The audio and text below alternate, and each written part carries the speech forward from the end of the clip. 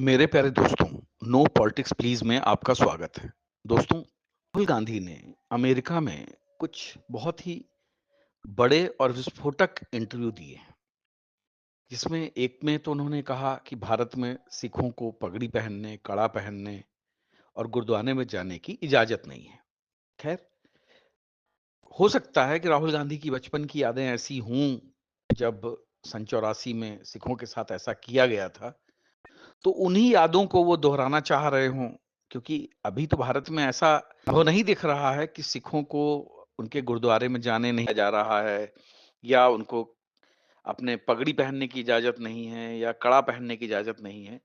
अब राहुल गांधी ने कहाँ से रेफ़रेंस लिया है, ये तो वही जाने। लेकिन ऐसा लगता है कि इस बयान के ज़रिए वो अल्पसंख्यकों के मन में जो है भय पैदा करने और कांग्रेस की तरफ झुकाव पैदा करने की कोशिश कर रहे हैं। दूसरी बात उन्होंने ये कही कि जब हम सत्ता में आएँगे और अगर सब कुछ सही रहा, तो हम आरक्षण को हटा देंगे, फ़ेज़ वाइज़ में फ़ेज़ड आउट कर देंगे। लेकिन जब इस बयान पे ज़्यादा प्रतिक्रिया होनी शुरू हुई और दूसरे नेताओं की तरफ से, और तब जाके राहुल गांधी ने अगले ही दिन ये कहा कि नहीं, हमारा ये कोई इरादा नहीं है। उनका जो इरादा है, वो सबको बराबरी पर लाने का है, और इसके लिए वो आरक्षण का कोटा जो भी 50% पर है, उसको बढ़ाने के लिए भी वो कह रहे हैं कि हम विचार कर रहे हैं और इसको हम बढ़ा देंगे। साथ ही साथ अल्पसंख्यकों, दलितों और जो समाज के सबसे नीचे पायदान पे लोग बैठे हुए हैं, उनके लिए वो और ज़्यादा आरक्षण की व्यवस्था करेंगे। साथ ही साथ उन्होंने अपना जातिगत जनगणना है, उसके प्रति अपना जो है झुकाव और उनका कमिटमेंट को दोहराया, और उन्होंने कहा कि भारत में जातिगत जनगणना क्यों ज़रूरी है। उसके विषय में उन्होंने तर्क भी दिए कि ताकि उनको हर जाति का पता चल जाए और उसी के हिसाब से वो जातियों को बँटवारा कर सकें, चाहे वो संसाधनों का बँटवारा हो, चाहे वो अ, धन का बँटवारा हो, या खेती-किसानी का, और भी मतलब जो भी चीज़ें हैं, जो-जो चीज़ें बँट सकती हैं इंसानों के बीच में, तो वो सबका बँटवारा करना चाहते हैं। ये भी बात उन्होंने बहुत ही अच्छी कही है, और मुझे ऐसा लगता है कि राहुल गांधी को जो है अपनी इस बात पे कायम रहना चाहिए, और उसी के चलते सबसे पहले उनको अपने कर्नाटक में, तेलंगाना में और हिमाचल प्रदेश में तुरंत जातिगत जनगणना शुरू करा देनी चाहिए। ये जातिगत जनगणना शुरू करा के वो पूरे देश को ये संदेश दे सकते हैं कि राहुल गांधी जातिगत जनगणना के लिए कितने सीरियस हैं।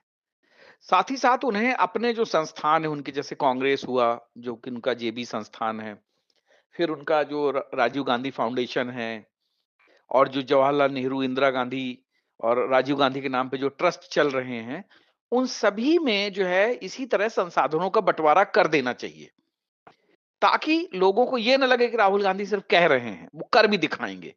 जैसे उन्होंने चुनाव के समय सबसे कहा कि हम खटाखट 8,500 रुपए देंगे, लेकिन चुनाव के बाद वो पलट गए। उन्होंने कहा नहीं, हमने तो ये कहा था हम जीतने पे देंगे।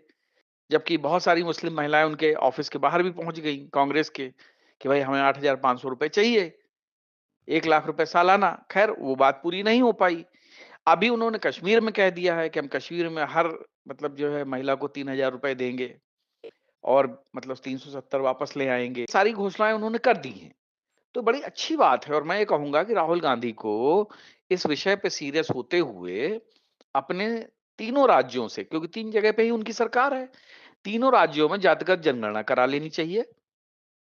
साथ ही साथ मुझे लगता है ऐसे राज्यों में उनको जातीय आधार पर स्कूल, कॉलेज, हॉस्पिटल और वो सारी चीज़ें खोलनी चाहिए, ताकि उन जगहों पर ये समाज के सबसे पिछड़े लोगों को पढ़ाई दे सकें, तो वहीं से रोज़गार मिल सके।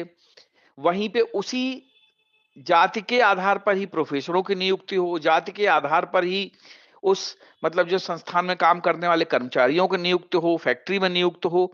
उससे क्या फ़ायदा रहेगा कि एक ही जाति, एक ही तरीके के वर्ग के लोग जब वहाँ पर रहेंगे, जो कि वर्षों से दबे दबे और कुचले रहे हैं, तो उनका जो है मोरल भी बढ़ेगा, साथ ही साथ वो कांग्रेस को धन्यवाद भी दे पाएँगे, और कांग्रेस जो है ऐसी जो संसाधनों पे जो हक वाली बात है, उसका डिस्ट्रीब्यूशन भी सही ढंग से कर पाएगी। क्योंकि आज जो है वेल्थ डिस्ट्रीब्यूशन बड़ा अनइवन है। कुछ लोगों के पास जो है इस हिंदुस्तान की ज़्यादातर संपत्तियाँ हैं। तो मुझे लगता है राहुल गांधी को वो सारी संपत्तियों का बंटवारा अपने कांग्रेस शासित राज्यों से शुरू करना चाहिए, जिसमें कि कर्नाटक है, तेलंगाना है और हिमाचल प्रदेश है।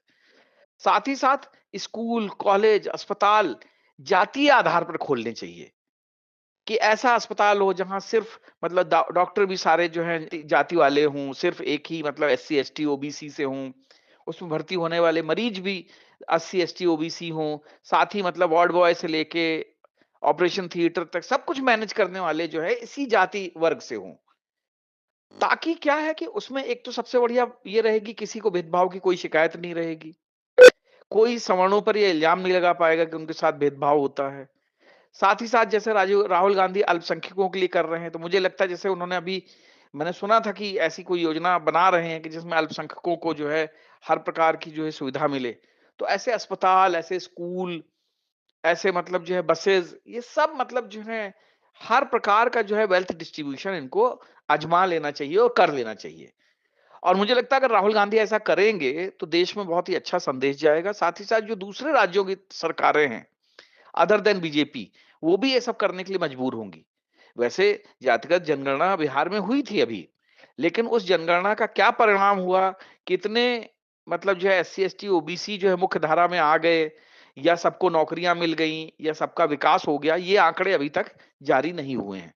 मुझे लगता है कांग्रेस को जो है इस पे भी विचार करना चाहिए और जो जातिगत जनगणना बिहार में हुई थी, उसके आंकड़े भी सार्वजनिक करवा के किसका कितना स्टैंडर्ड ऊपर उठा है, ये भी सार्वजनिक होना चाहिए।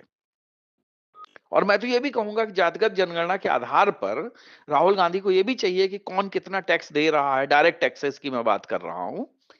ये भी चीज़ डिक्लेयर होनी चाहिए क्योंकि क्या है ना, जैसे वो हर बार इल्ज़ाम अडानी-अंबानी पर लगा देते हैं, लेकिन अडानी-अंबानी इस देश को टैक्स भी बहुत ज़्यादा दे रहे हैं। उनकी निगाह में जो दूसरे टाटा हैं, बिड़ला हैं, जिंदल्स हैं या हिंदुस्तान यूनिलीवर जो विदेशी कंपनी है या और भी विदेशी कंपनियां यहाँ काम करती हैं, वो कंपनियां के ऊपर वो उंगली नहीं उठाते हैं। उनकी उंगली सिर्फ अंबानी और अडानी पे उठती है क्योंकि ये दोनों गुजराती बिजनेसमैन हैं और इनको ऐसा लगता है कि गुजराती बिजनेसमैन को टारगेट करने से मोदी को टारगेट कर पाएंगे और लोगों के मन में विद्रोह भर पाएंगे। तो मुझे लगता है कि राहुल गांधी और उनकी जो गुलाम मंडली है, जो कि गुलाम पत्रकार हैं, उन सबको इस बात पे विचार करना चाहिए। और मुझे लगता है कि जो जैसे गोदी मीडिया है, उसी तरीके से गुलाम पत्रकार भी हैं, गुलाम मीडिया भी है। तो इन सभी को इस चीज़ पे विचार करना चाहिए और जातिगत जनगणना और जातीय आधार पर स्कूल, कॉलेजेस, अस्पताल और बाकी अन्य संसाधनों का भी विकास करने की कोशिश करनी चाहिए और इसकी सबसे पहले शुरुआत राहुल गांधी के द्वारा शासित राज्यों से करनी चाहिए। क्योंकि दूसरों को सलाह देने से पहले खुद को अमल करना बहुत ज़रूरी होता है, तभी वो सलाह जो है 100% सही मानी जाती है। तो मुझे लगता है राहुल गांधी इस बात पे विचार ज़रूर करेंगे और कर्नाटक, तेलंगाना और हिमाचल से इस प्रकार के जातीय संसाधनों के डिस्ट्रीब्यूशन का कार्य बहुत जल्द शुरू करेंगे। जय हिंद, जय भारत।